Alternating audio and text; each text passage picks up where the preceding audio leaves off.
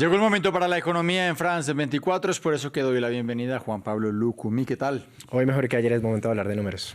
Así es, y vamos a comenzar con noticias de la región, concretamente en Chile, un país que registró una caída en su PIB de manera consecutiva en 2 periodos. Vamos a mirar las cifras y hablar de las razones de este desplome. Juan, que con ese panorama ya estaríamos hablando de una recesión y ya lo veremos, porque la economía de Chile, el que es el mayor productor mundial de cobre, cayó por segundo trimestre consecutivo interanual, lastrada por las menores exportaciones de este metal. Según informó el Banco Central de este país, el Producto Interior Bruto se contrajo 0,2% entre abril y junio de este año respecto al mismo periodo del año pasado. Pareciera un dato aislado, pero si vemos el trimestre inmediatamente anterior, el que tienen ustedes en pantalla, Chile viene de otra contracción de su economía cuando entre enero y marzo su PIB tuvo también una variación negativa, en ese caso del 0,3%. Ahora, distintos autores económicos determinan que cuando en 2 trimestres consecutivos hay una contracción del PIB, ahí se cataloga como recesión técnica, esa es la definición, y podríamos decir que Chile está en ese escenario. Mismo escenario que ha vivido grandes potencias como Alemania, que ha encadenado también 2 periodos consecutivos de contracción, pero que esto no le ha quitado el puesto de la primera economía europea. Son las primeras señales entonces. Con la recesión latente en Chile, el Banco Central explicó que la minería se desplomó debido a menores contrataciones de cobre en el mineral extraído y a paralizaciones de trabajos preventivos que mermaron la producción en los principales yacimientos del país. Vale la pena mencionar que son datos que llegan para el nuevo gobierno del ultraderechista José Antonio Kast, justo cuando una de sus banderas era dinamizar la economía. Así es, pareciera que fuera en sentido contrario porque este mes el gobierno sacó adelante una reforma con la que buscaba reactivar la economía y atraer más inversiones, una de sus principales promesas tras una década de débil crecimiento. Esto también es importante decirlo, que el crecimiento del PIB de Chile ya venía presentando una debilidad o por lo menos no avanzaba como antes. Paralelamente, Kast autorizó a la empresa estatal cuprífera Codelco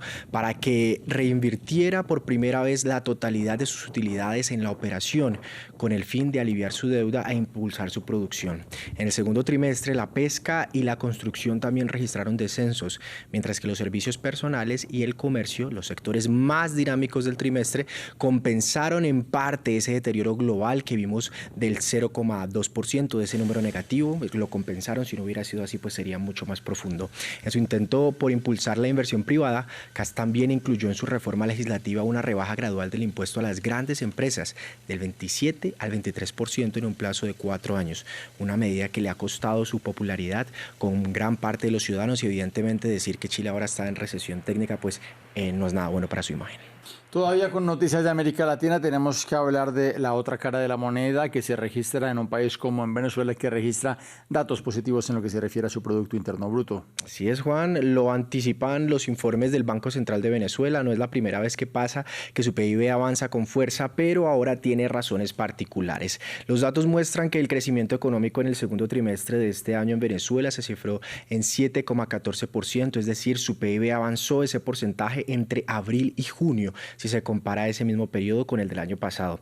El trimestre inmediatamente anterior también se vio un alza, pero mucho menor, del 2,5%, y cuando Venezuela ha visto el mayor repunte en el tiempo reciente ha sido en el primer trimestre de 2025, cuando el PIB avanzó más del 9,4%.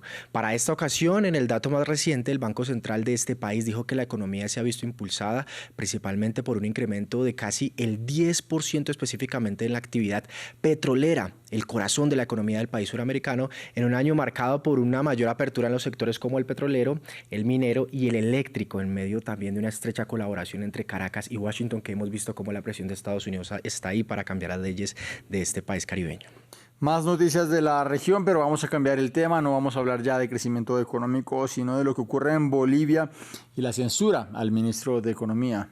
Así es, esto sucedió luego de una votación en la Asamblea Legislativa este martes en la que terminó con esta censura contra José Gabriel Espinosa, quien es el actual ministro de Economía y Finanzas Públicas del gobierno del presidente conservador Rodrigo Paz. La razón: Espinosa no asistió a una interpelación sobre las políticas del gobierno para hacer frente a la crisis económica del país, una decisión que podría obligar al presidente Rodrigo Paz a destituirlo, pero esto todavía está en proceso. Espinosa pidió reprogramar la interpelación al argumentar que tenía tenía previsto viajes al departamento de Santa Cruz, en el este del país, y a Brasil para atender asuntos oficiales. Sin embargo, los legisladores rechazaron su solicitud y 91 de los 129 parlamentarios presentes en ese lugar en la sesión votaron a favor de censurarlo. Justamente escucharemos cómo fue esta votación. Para dejar en constancia de un total de 129 diputados, 91 votos sí, 34 no, 4 abstenciones. Eso significa que se ha logrado más de 2/3 para la sesión.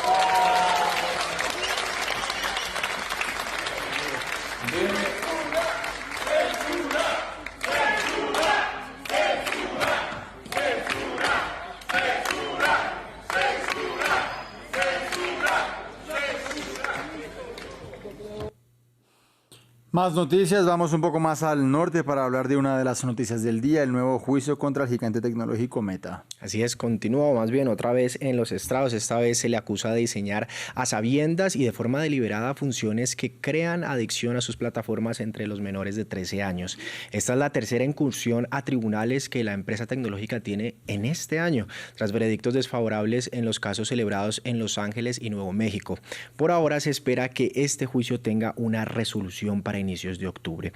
Pero las afectaciones para la compañía son inmediatas y por eso las veremos. Las acciones de Meta hoy retrocedieron más del 4% al cierre, dejando un total de retrocesos de más del 25%, sumando todos los movimientos de la jornada. En la imagen completa, en Wall Street, el panorama fue similar y hoy la bolsa de Nueva York tuvo un cierre rojo en sus 3 principales indicadores. Evidentemente, el índice Nasdaq, el de las empresas tecnológicas, fue el que más cayó, más del 1,3%. Ahí se encuentra Meta. Veremos más de esta historia a continuación. Se considera una amenaza existencial para Meta. La empresa matriz de Facebook e Instagram se encuentra a la defensiva después de que varios estados de Estados Unidos la demandaran por diseñar funciones adictivas para los niños. Meta también ha sido acusada de infringir la ley federal al recopilar datos de menores de 13 años sin el consentimiento de sus padres. Creo que vamos a aprender mucho más sobre a qué han estado expuestos nuestros hijos en Internet, el efecto que ha tenido y lo que los responsables sabían sobre el daño que posiblemente se estaba produciendo. Aquí existe la posibilidad de que se impongan indemnizaciones cuantiosas y creo que lo que es aún más importante, podría haber una medida cautelar. Y una medida cautelar, en esencia, es cuando el tribunal le dice a una de las partes, tienes que cambiar lo que estás haciendo. Los demandantes exigen cambios en las aplicaciones de Meta, así como sanciones económicas de hasta $200.000 millones, una cantidad equivalente a los ingresos anuales de la empresa para 2025. Los expertos han descrito el caso como el momento del tabaco de las redes sociales, en referencia a la oleada de litigios contra las tabacaleras en los años 90. Si una empresa tiene conocimiento de un riesgo concreto y el público no lo conoce y continúa vendiendo al público sin revelar esa información, entonces podría ser considerada responsable de ello. Y eso es lo que está ocurriendo aquí, y lo mismo que ocurrió con el tabaco. Así, por ejemplo, ahora mismo en 2026 se puede vender tabaco, se puede vender alcohol, y esto está perfectamente bien porque el público conoce los riesgos potenciales que eso conlleva. Meta niega las acusaciones en su contra y afirma que demostrará ante los tribunales su compromiso de larga data con los jóvenes. El lunes, la jueza encargada del caso concedió a los estados una primera victoria, tras desestimar la solicitud de la empresa de impedir que un antiguo empleado y un perito testificaran. Se prevé que el juicio dure 6 semanas y que el veredicto se dicte a principios de octubre.